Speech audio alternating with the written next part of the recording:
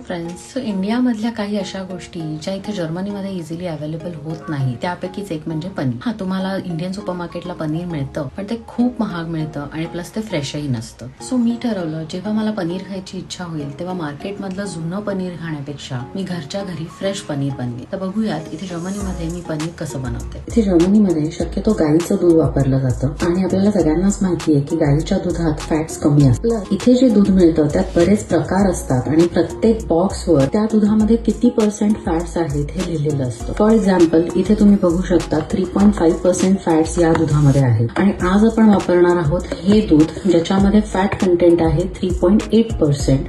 त्याचं कारण असं की जास्त फॅटवालं दूध जर आपण वापरलं तर आपलं पनीर हे खूप सॉफ्ट आणि टेंडर बनेल. पण हे दूध आधी एका पातेल्यात काढून घेऊयात. मी गॅसची फ्लेम मीडियम ठेवलेली आहे आणि हे दूध तापत असताना अधूनमधून आपल्याला ढवळून घ्यायचं आहे सो दॅट ते खाली लागणार नाही. हे मी एका लिंबाच्या बिया काढून त्याचा रस एका बाउलमध्ये काढून घेतलेला आहे. तुम्ही बघू शकता दुधाला उकळी आलेली आहे, दूध चांगलं गरम झालेलं आणि मी ते कंटिन्यू ढवळत होते त्यामुळे ते खाली लागलेलंही नाहीये. आता ह्याच वेळेला आपल्याला या दुधामध्ये घालायचा लिंबाचा रस जो आपण काढला होता.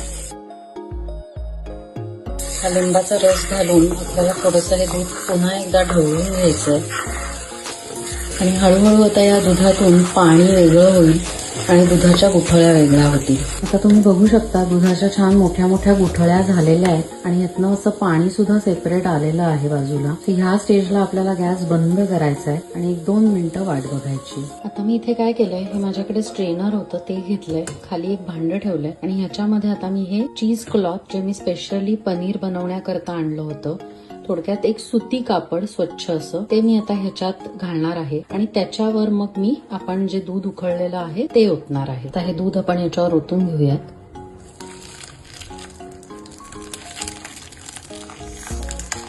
आता हे दूध नासवण्याकरता आपण ह्याच्यात लिंबाचा रस घातला होता, ज्यामुळे या पनीरला आंबट चव आलेली असणार आहे. सो आता आपल्याला काय करायचंय, थंडगार 2 ते 3 ग्लास पाण्याने हे पनीर स्वच्छ धुवून घ्यायचंय, म्हणजे याचा आंबटपणा निघून जाईल. तुम्ही बघू शकता यातून बरचसं पाणी बाहेर पडतंय. सो आता ह्याला मी घट्ट गाठ मारून मग ह्याच्यावर खलबत्ता ठेवणार आहे. सो हे पनीर सेट व्हायला ठेवून आता अर्धा तास झालेला आहे आणि माझ्या अंदाजाने आता आपलं पनीर व्यवस्थित सेट झालेलं असणार आहे. बघूयात आपण. तुम्ही बघू शकता किती छान पनीर सेट झालेलं आहे आणि हे एकदम सॉफ्ट आहे, फ्रेश आहे. 1 लिटर दुधामध्ये हे साधारण एवढं पनीर बनलेलं आहे, जे माझ्या एकटीसाठी सफिशियंट आहे. सो मी आता ह्या पनीर पासून काय बनवायचं ते ठरवते.